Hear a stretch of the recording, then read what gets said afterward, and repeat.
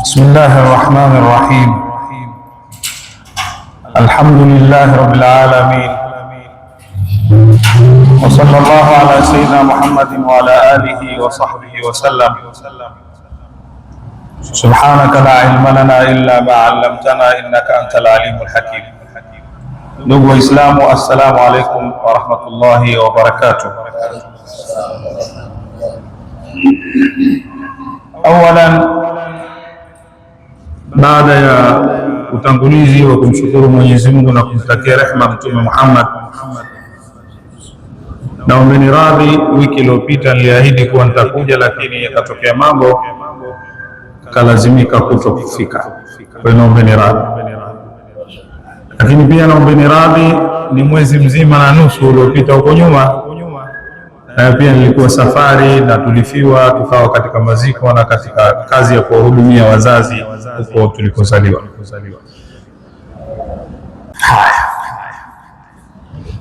Tulishatoka huko tulikotoka. Katika somo hili la mirathi tumetoka huko tulikoeleza, tumeeleza umuhimu wa elimu hii, na tukaja tukaeleza kwamba mali za warithini, mali zilizoachwa na marehemu zisigaiwe warithini kwanza. Mali hizi kuna hatua kadha zinapitia kabla ya kugaiwa warithini. Kuna haki zinazofungamana na mali iliyoachwa na marehemu ambazo ziko tano. Moja ni kumwandaa marehemu. Gharama za kununulia sanda kwa hisani zenu Uislamu unataka itoke katika mali yake mwenyewe marehemu. Wewe ushafariki, mimi nimefariki, nizikwe na mali yangu, sio ichukuliwe mali nikazikwe na kaburini. Gharama za kununulia sanda zitoke kwenye pesa zangu mwenyewe. Tunaelewana? Gharama za kuchimbwa kaburi zitoke kwenye mali yangu mwenyewe. Gharama za kuoshwa, kama waoshaji wanataka pesa, zitoke kwenye mali yangu mwenyewe. Gharama watakaonibeba kunipeleka kaburini zitoke kwenye mali yangu mwenyewe. Gharama za wale watakaonisalia, kama watasema mtulipe pesa, zitoke kwenye mali yangu mwenyewe. Naelewa? Huu ndio Uislamu. Kwa hiyo tumeshaeleza marehemu azikwe, kitu cha kwanza, na gharama zake mwenyewe, sawa na kadha. Pia kuna haki zinazohusiana na mali, kuna madeni na kadha. Tukaeleza kuna adau duyun, kuna tamfidh, wasia. Haya yatekelezwe. Baada ya hapo sasa ndiyo mirathi. Sasa baada ya kutekeleza hayo, huyu mzee alikuwa hajaenda hija, kaacha nyumba yake hapa. Nyumba milioni ngapi? Milioni 200, milioni 40, milioni 60. Kwanza toweni kwenye milioni 60, 20 akahijiwe. Hizi 20 ndo mgawane mirathi. Kwanza akahijiwe. Kama mali yake alikuwa amefanya mahasabe kuipata, ajionee mwenyewe. Kwa hivyo Waislamu kila mmoja atengeneze mali yake iwe ya kisawasawa. Cha kwanza cha kuondoka nacho, ile sanda inanunuliwa kwa pesa yako. Unaona mwenyewe ulikuwa mwizi mpaka ikapatikana zile pesa. Kila mmoja aandae maandalizi yake mapema. Tunaelewa? Sasa mirathi. Sasa tunaingia katika kipengele haqqul warathati, haki za warithini. Baada ya gharama zote tulizoeleza, sasa mali iliyosalia ni ya nani? Ya warithini.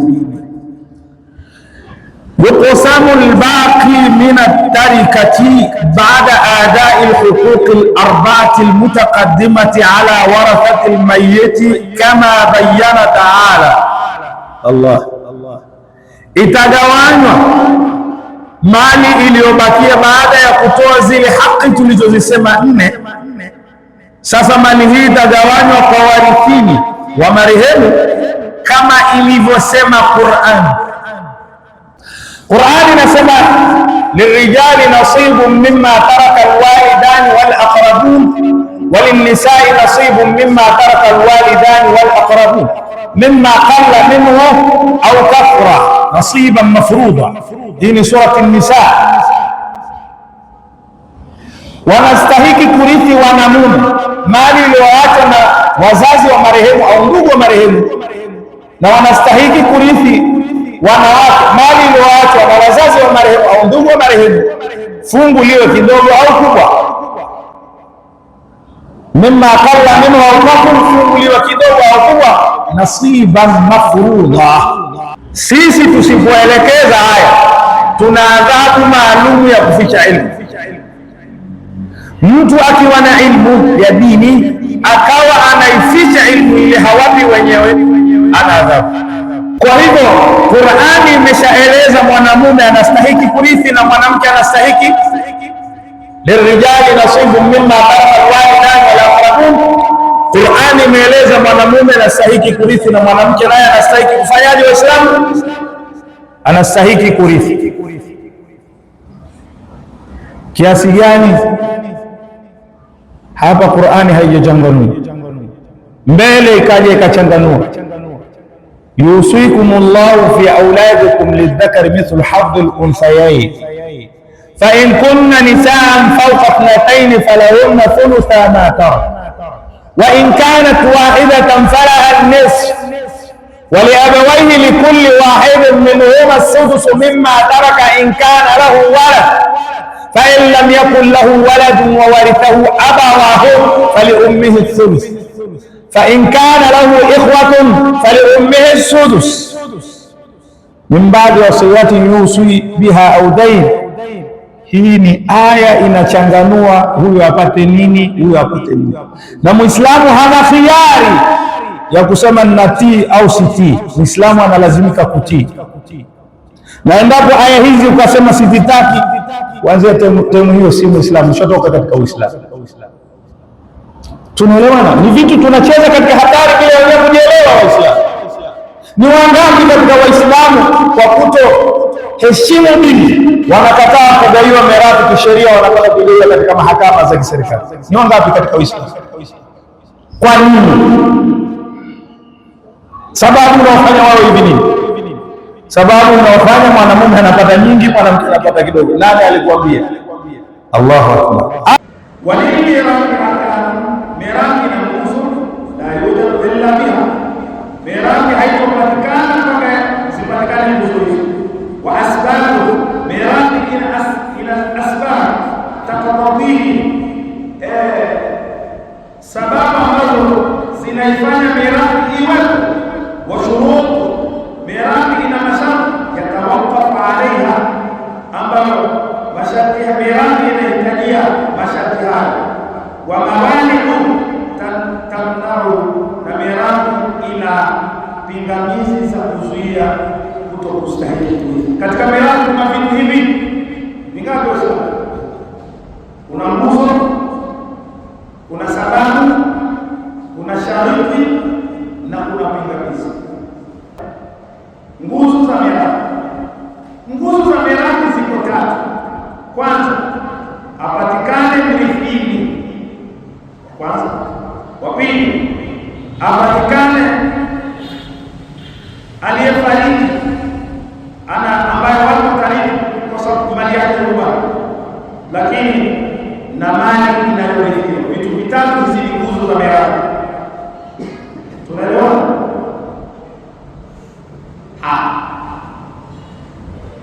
Huyu mrithishaji, yani huyu ambaye mali yake inarithiwa, awe amefariki kifo hasa cha Afrika, kwamba uhai wake unaondoka baada ya kutokea kifo, iwe kwa hukumu ya kadhi katoa hukumu kwamba wamefariki, yani hata malqadhi bimauti ma ihtimali hayati, kadhi akatoa hukumu kwamba huyu kafariki, na inawezekana kama huyo hai, inawezekana mtu ndugu yake kapotea miaka mingi sana, watu wamekoja huyo harudi, wanatakiwa waende kwa kadhi atauliza muda gani anaondoka, na alipotea anaondoka alikuwa umri gani, na je ukoo wao wetu kwa mnakaa kawaida unaishi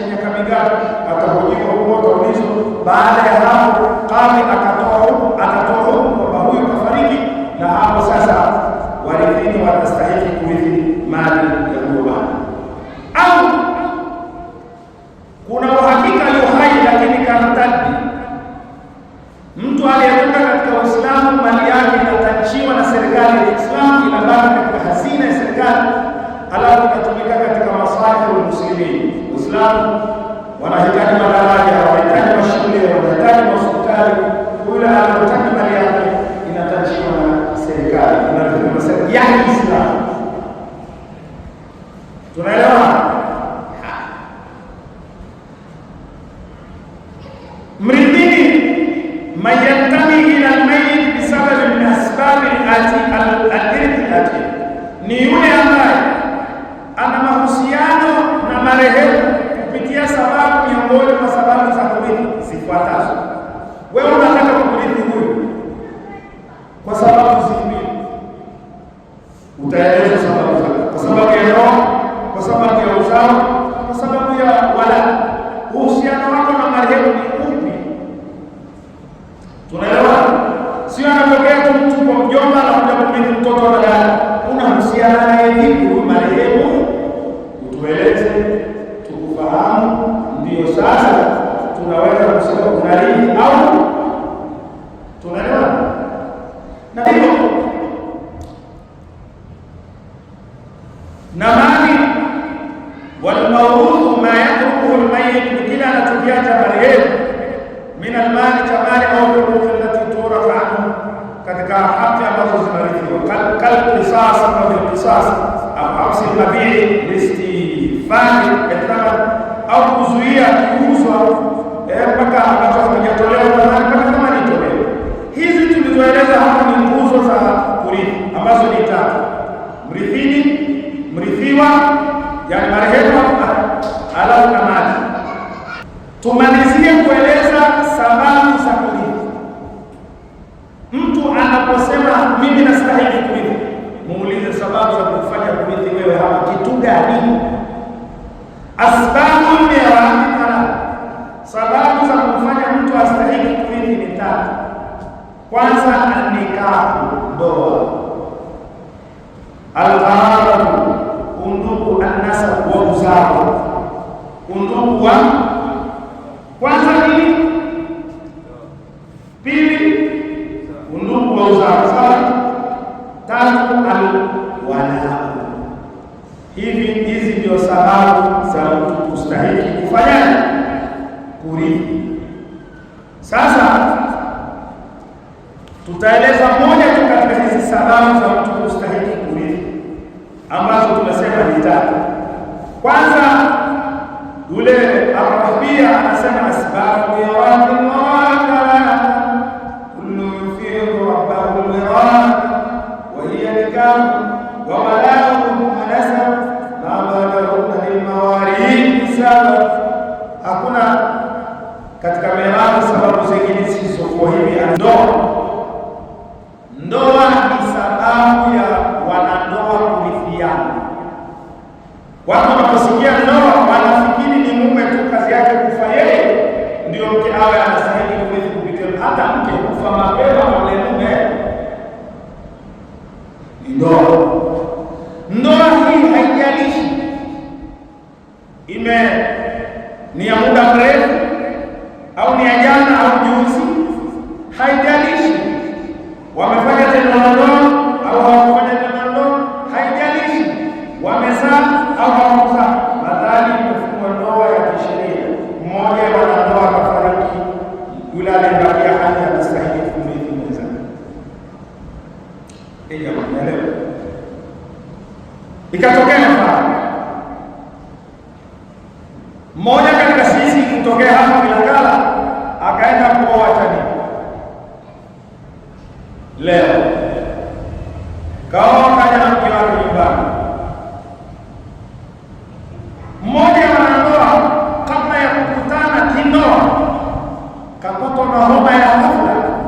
Jamaa, watu haya hospitali, kazidiwa, baada ya tembea Muhimbili, hali mbaya, kafariki. Huyu hakukutana na mwenzake katika tendo la ndoa, si ndio? Yule aliyebakia anamrithi, haijalishi kakutana naye kwenye tendo la ndoa, ndoa ilipitikana, madhali ndoa ilikuwa sahihi. Hapa pale kuna watu huwazuia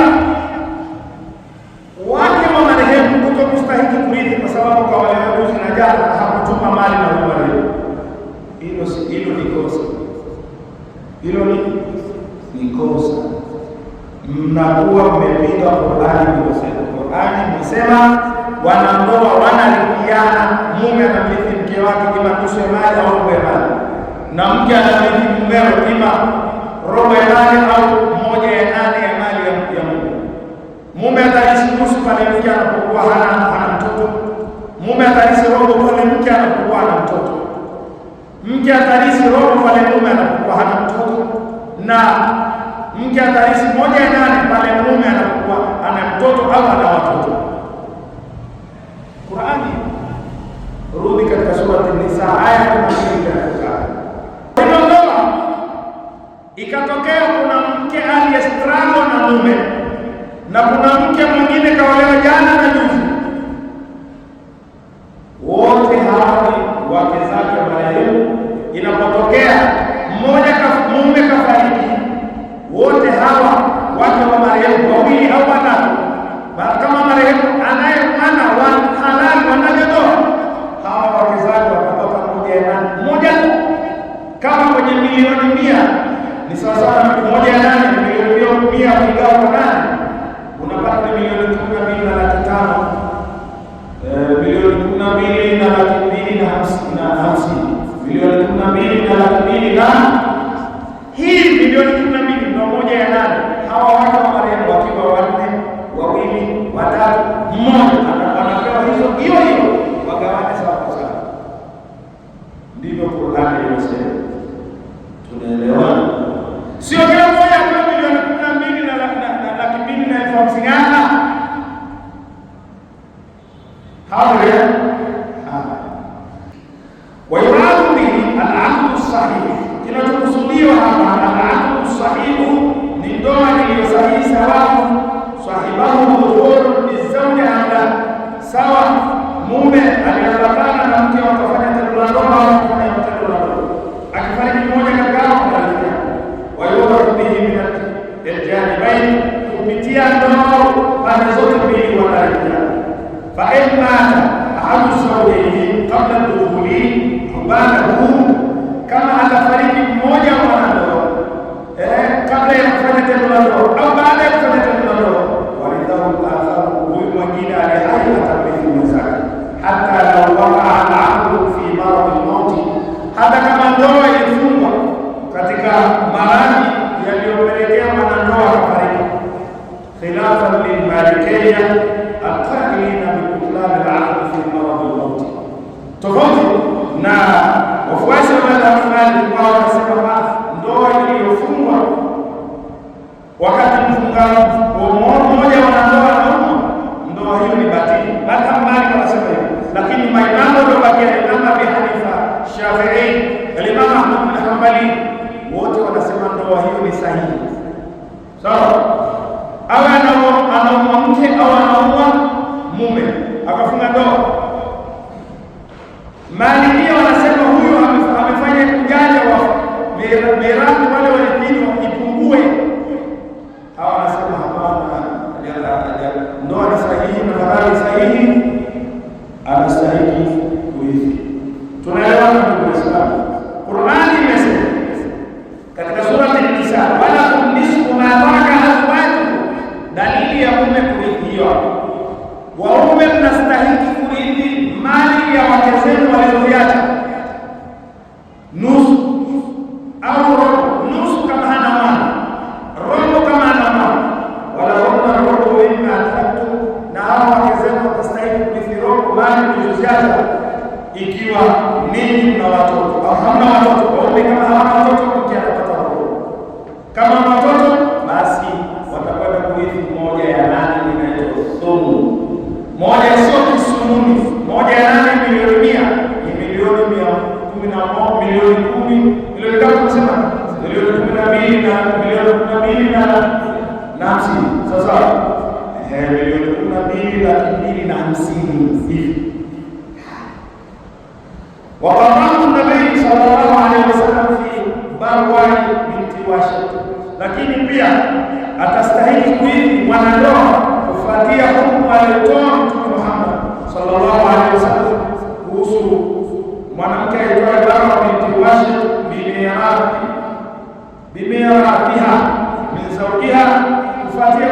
wake kutoka kwa mumeo alladhi mata kabla dukhuli biha, ambaye alifariki kabla ya kumwingilia mke wake. Huyu bwana ameoa kabla hajafanya tendo la ndoa, kafariki na mtume alimgaia baraka. Tunaelewa? Sasa wewe ukikataa, sijui utakuwa ni fundi na unajua zaidi kuliko bwana Mtume Muhammad sallallahu alaihi wa alihi wasallam. Kwa hivyo ndugu Waislamu, hii ni sababu ya kwanza ya mirathi. Lakini inshallah ukijaa kabla ya kuelezea sababu ya ndugu na wala, kwanza tutaeleza mirathi ya aliyepewa talaka. Mirathi ya aliye mke kapewa talaka, eda haijakwisha, mume kafariki. Talaka zilikuwa moja au mbili, je, mke anarithi?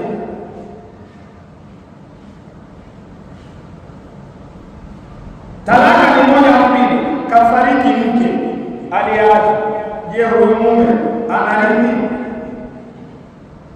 Sawa. Je, talaka ni tatu,